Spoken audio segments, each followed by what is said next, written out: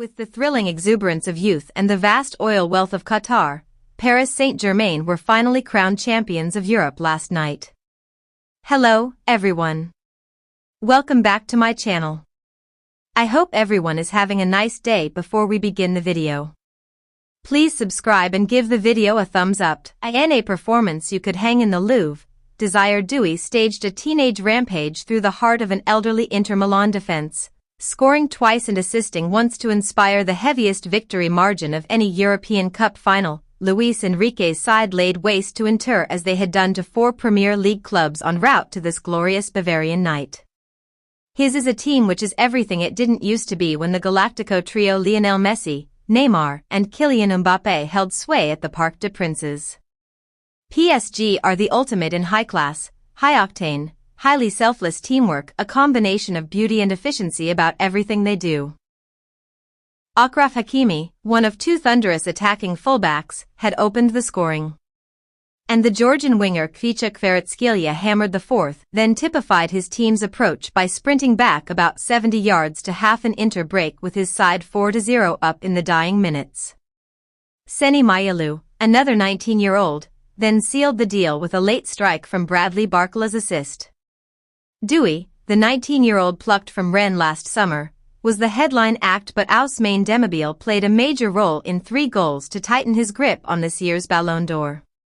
It has been 14 years since the Qatari state seized control of PSG, and after one previous final defeat under Thomas Tuchel in 2020, this was their moment. PSG had an average age of 23 this season. Inter were the oldest in the competition at a touch over 30. And anybody who suggested that Inter's experience in Nice would prove a match for this zestful young PSG side was made to look utterly foolish.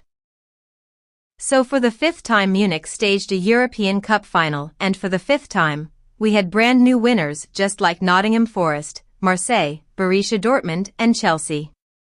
And after Marseille at the old Olympic Stadium in 1993, this was only the 2nd time a French club had ever won Old Big Ears. PSG had performed a demolition job on all 4 of the Premier League clubs in this year's competition, while Inter had seen off final hosts Bayern before they accounted for Barcelona in a classic semi-final. So while this wasn't the most alluring of fixtures for English audiences, these were 2 very worthy finalists. Inter might easily have denied Manchester City their treble in the final in Istanbul 2 years ago, but this was a bridge too far for Simone Inzaghi. Inzaghi's men seemed content to sit deep, soak it up, let the kids do all the running.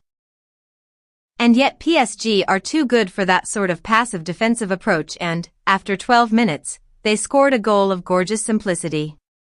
Vitinha, the TikTok man at the base of the Parisian defense, picked out a cute pass which released Doué, who squared for Hakimi to tap in at the far post.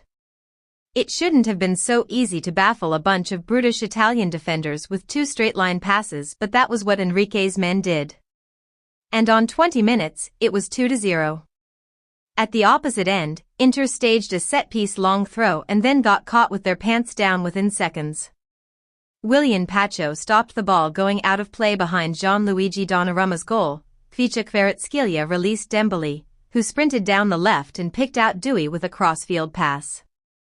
Doué chested down and rifled a shot which deflected off Federico Di Marco to leave Yann Sommer motionless on his knees. Enrique's chief selection call had been over whether to choose Doué or Bradley Barcola. Within 20 minutes, Doué had 1 assist and 1 goal. It hadn't been a bad shout to pick him. Inter had some enterprising moments themselves, but the thing is with PSG, they can defend as well. Pacho is one hell of a defender. From Ecuador via Belgium and Frankfurt, he is such a gem that you just assumed that Brighton would have bought him and sold him for an immense profit years ago. Yet before, Paris ought to have tucked this match in and kissed it goodnight. Doué centering for Dembélé, who somehow shot in entirely the wrong direction. Then Doué tested Sommer and Kvaratskhelia was narrowly wide with a deflected shot, before he headed wide from the resulting corner. It was extremely one-sided stuff. After the break, Kvaratskhelia squandered a glaring close-range chance, but it didn't matter. Doué had just executed a sumptuous pirouette on the touchline to embarrass Alessandro Bastoni when he netted his second. This time it was Dembele who conjured the sorcery, with a back heel to Vitinha who fed the teenager for a firm, well-placed finish. Enrique decided enough was enough and replaced Dewey with Barcola, perhaps out of clemency. But Kvaratskhelia soon rifled home at the near post from a Dembele pass before Mayalu rubbed salt in the wounds. Alan Hansen once said that you can't win anything with kids. But then he'd never seen this bunch of youths.